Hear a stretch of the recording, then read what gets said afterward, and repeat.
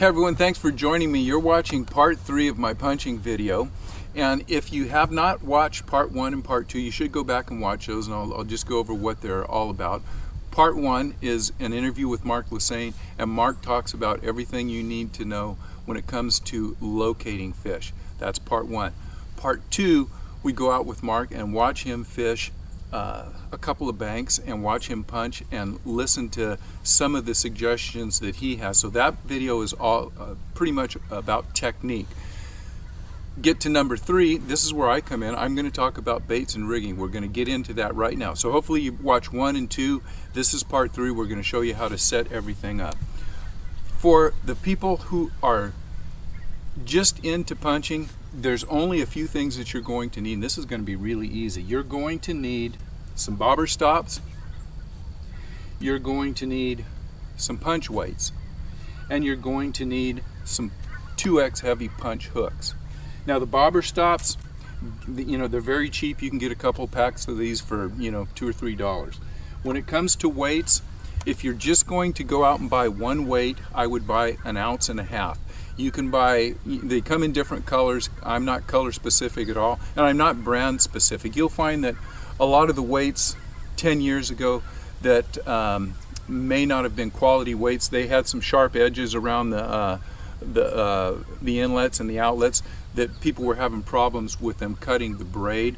And again, when we're punching, we're primarily using 65-pound braid line. Some people will go up to 80-pound, but we're using heavy braid line. But anyhow, with sharp edges on tungsten, they can cut through your line. Most of the reliable manufacturers now, they either have an insert, like this guy here, you can see this little insert that protects your line, or they're really nicely polished around here, so they're not going to cut your line. I'm not specific with the brand or the color I use. If you want to buy 3 weights, you want to buy 1 ounce, 1.5 ounces, and a 2-ounce weight. If you just are going to buy one weight to try it, go ahead and just get that 1.5 ounces, and that'll get you through probably 75% of everything you need to do out here. The hooks, again, I'm not brand specific. This is a standard straight shank punch hook. You see it's got a little keeper here, and that's to hold baits on it. I'll show you how we rig that up in just a minute. And not brand specific, Gamakatsu makes a great hook, Trocar, VMC, as long as it's a 2X heavy, and any punch hook is going to be a 2 or 3X heavy. What I would suggest is buying 2 packs, one smaller hook, probably a 2/0 and a 4/0, and that's going to give you the ability to change the size of your bait a little bit. So that's really all you need. Now, if you don't feel like going out and buying a special punch hook, you can use a lot of different hooks as long as they are 2X heavy. If you have just an inline worm hook, I use these sometimes, 2X heavy, or an extra wide gap hook, 2X heavy, or even a lot of guys really like these box hooks. So go ahead, if you've got some of these hooks, you can give them a try, and sometimes a different hook has an advantage over just a standard straight shank hook. So let's go ahead and talk about the standard punch rig, and then I will talk about a couple of alternative things that I do. They're not, you can call them punching, you can call them flipping, you can call it Bubba shotting, you can call it whatever you want, but they're not standard punch techniques that I use during the course of the day when the fish are under mats or in tight cover, and you're basically punching throughout the day and you're catching fish, and you need a couple of little alternatives to do when you get to those places that aren't necessarily perfectly designed for punching. Let's start off with the standard punch rig. Here it is, very simple. What we're going to do, 65-pound braid, we're going to put on a bobber stop. I use 2 bobber stops because I like to have this pinned to my hook. I like to keep the weight pinned to my hook as much as I can. So I've got 2 bobber stops on there. Then we're going to put our 1 to 2 ounce weight, and then we're going to take our straight shank punching hook, 2x heavy, and I tie this on with a snell knot. Now I know in video number 1, Mark likes to use the Palomar knot to tie his on. Just a little difference of opinion. I like the snell knot because when it puts the hook at an angle to where if the fish comes and grabs it, it's going to kick that hook up, because the snell knot comes through the top of the hook.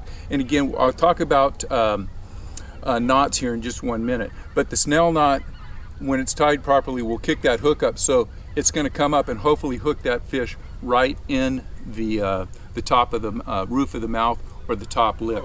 So the reason that I like to have the 2 bobber stops instead of 1 is because if this weight slides up, you have a little more, it's a little harder to get your baits through the mats. The bait will always be following this particular rig, and it'll have a little more resistance going through. So if you have the weight always punched here, it goes through, it's going to follow through a little bit better. That's a standard punch rig. Before I go on any further, let's talk about knots. There are only a couple knots that you're going to need to know today, and 2 of the knots will be knots that are how to tie the line to the hook, and that's either going to be a Palomar knot, a double Palomar knot, or a snell knot. The other knot that you may need to know is a braid to mono connection, and that could either be an FG knot, a double uni knot, or a 6-turn surgeon.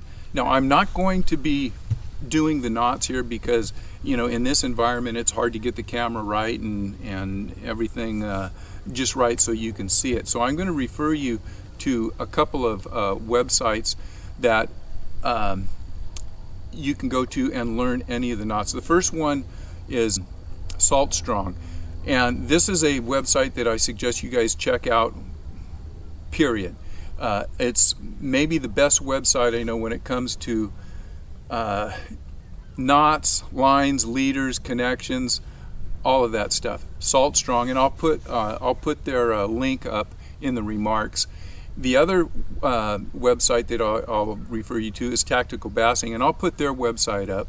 You guys know Tactical Bassing, but Tim does a good video on 5 knots you need to know. So and I'll put their link up. If you go to that one and go to Tim's video on 5 knots you need to know, he'll talk about the Palomar and San Diego Jam. That's another one that you might want to learn, and double uni and things like that. So no tying knots today, just talking about the setup. Anything else? Let's talk about the baits.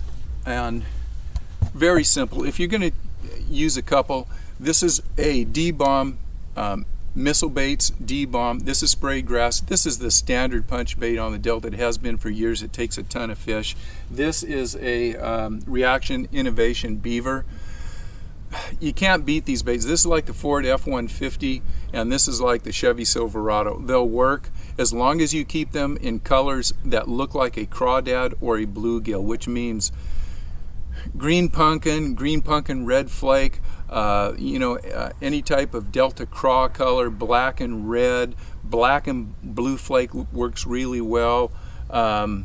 Just basic crawdad colors. There's a million of them that work. The sprayed grass is a great color. This is called a taco truck, I think, and I've caught a lot of fish on this. Just kind of an oddball little color. You can also experiment with bluegill colors. So any color that a bluegill has on it when they're feeding under the small bluegill, feeding under the mats on the small bluegill, as these come through, a lot of times they'll have a reaction and they'll just come up thinking it's a little bluegill. So these are 2 of the standard baits. Now, some of the other baits you might want to use. This is a kinky beaver, Reaction Innovations. It's got a couple of these little appendages on it, and just a little more action. Here's one by, I think, who in the heck makes this thing? Oh, this is a bait by Liquid Mayhem, and they call it what do they call this? An inclusion craw.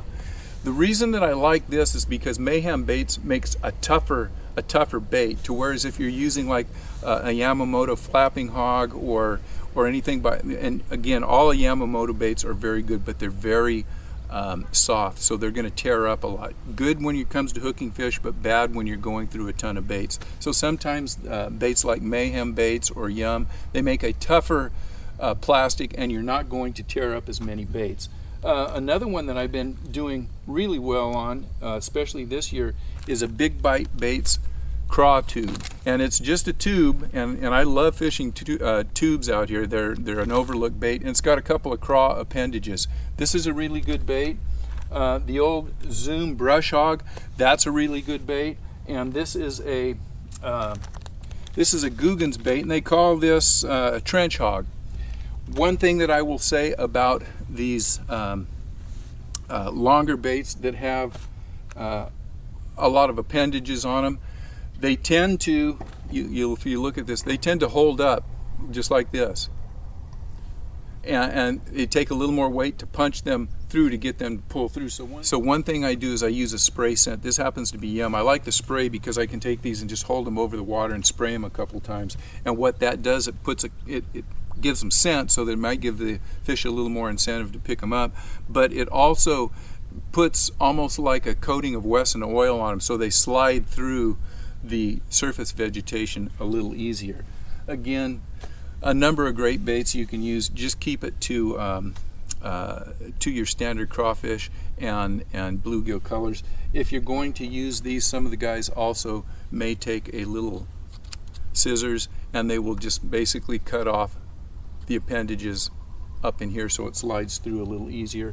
The other thing that I like to use is an old dip and dye pin, and I can put some red or chartreuse on some of these appendages, and I think that might get me a bite or two more every now and then. So now there are days when I'm out here and the fish are really related to being in the shade. It's hot, they're under hyacinth, they're under mats, and you almost can punch all day and catch fish, especially during the hot months of summer.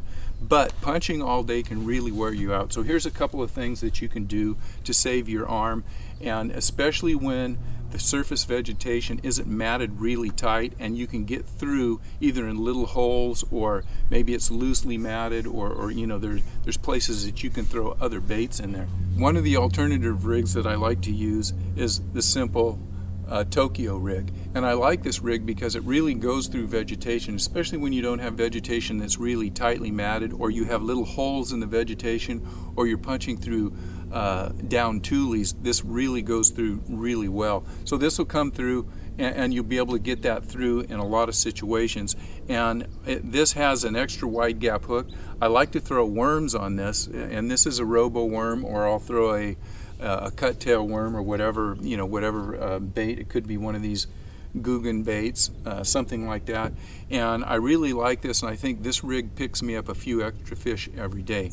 Now, the other thing that I will do on this rig, I've got 65-pound braid, but I have about 4 feet of 20-pound test line. So my mono to braid is generally for me an FG knot or a double uni, and again you've got the links to Salt Strong and Tactical Bassing, and that'll show you those knots. And then on here I'm tying a standard Palomar knot.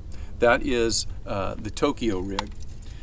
Another rig that I use is just what they call a Bubba shot, and it is a standard drop shot rig with a heavier weight and a heavier hook. This is a Miller punch weight, and I'll put the link up to Tackle Warehouse. They carry these weights. If you don't want to buy this, you can go in and just buy a torpedo sinker at any local bait shop. This is a 2-ounce lead sinker. They come from 2 to 8 ounces, so you can get this through everything. I've got this painted green, but you really don't have to paint it. I've got 65-pound braid. My mono to braid leader is an FG knot. I've got about 3 feet of leader to my standard inline hook, inline worm hook. I've got about 8 to 10 inches of weight, leader for my weight, and that's it. It's just a heavy drop shot, and you'll find that with a 1 or 2 ounce weight, that drop shot will go right through a lot of vegetation and it'll get baits down there, and this allows me to get this bait down, and let's just say it's on the bottom here. I can leave it there and twitch it and give it a little action. So on the days that the fish aren't really aggressive and they're not hitting the punch weight when it comes right through on a reaction bite, maybe they've got to come up and look at it. I've got my scent sprayed on it, and they'll come up and maybe take a minute or so to watch that bait dangle around there, and then they'll hit it. So that's another good a rig when you're fishing around vegetation that will get you away from punching the entire day and hopefully save your arm a little bit. The last thing that I use out there is just a swivel head jig, and if you can get a 1/2 ounce swivel head jig, just tie it on a straight 65-pound braid, put yourself a worm or a creature bait on there. This will work really well. So with that, you've got a lot to think about today. Those are rigs that will all work for you, and they'll all catch you fish. And if you have a variety of rigs and a variety of baits that you can use, you're probably always going to catch more fish rather than just strictly sticking with that standard punch rig all day long. And I guarantee you, when you get home and have dinner, your arm's going to be feeling a lot better. So hopefully you guys have enjoyed this, the entire series of videos. If you have any questions, hit me up on my website, and I'll do my best to answer them. I don't have all the answers, but I will return your replies and help you out with anything I can. So thank you guys for watching. Make sure you subscribe. If you haven't told a friend, tell a friend, have him or her watch, and I would appreciate that. Hey, until the next video, we'll see you guys on the water. Thanks for watching.